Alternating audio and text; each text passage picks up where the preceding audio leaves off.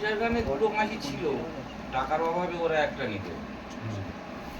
টাকার অভাবে মনসার গানে মানে একটা নিত, তখন হারমোনি একটা পয়সাওয়ালা কষ্ট হতো, দুটো পয়সাওয়ালা থাকলে ভালো হতো, পয়সা দিতে পারত, যখন পয়সা দিতে পারে তখন বাজারে পয়সা নিই, অল্প টাকা ভাগের গান।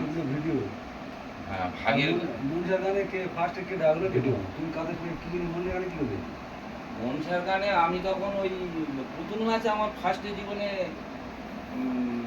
শিখতে শিখতে মূল্যের দলে, মূল্যের দলে ওদের আমার গুরুদেব অরবিন্দ বাজাতো, বাজু দলে চলে গেছে। এই দলে বলতে যাত্রায় তেন তখন বায়না হয়, ওর বায়না যাত্রায় টেনে হলেই আমার তখন ওই বলে, বাবা তোমার এই পুতুল নাচ করতেই হবে। আমি তখন সবে শিখতেছি, তো আমার কিছু মিউজিক দিয়েছিল, আর কিছু নাচ দিয়েছিল,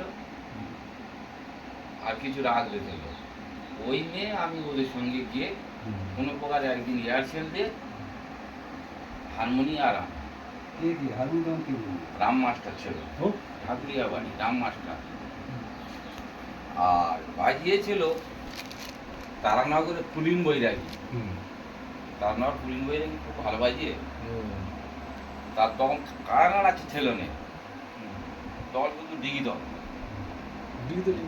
ডিগি তবলা আর ঢোল ছিল, মিউজিকে ঢোল ছিল, ওই ঢোলের পিচ ছিল, তখন ঢোলের পিচ বাজানো হতো। ঢোলের পিচ বাজানোর পরে নাচটা তবলায়, এবার নাচ ধরা হলো, নাচ ধরে তারপরে কিরকম বাজনা হতো? ওই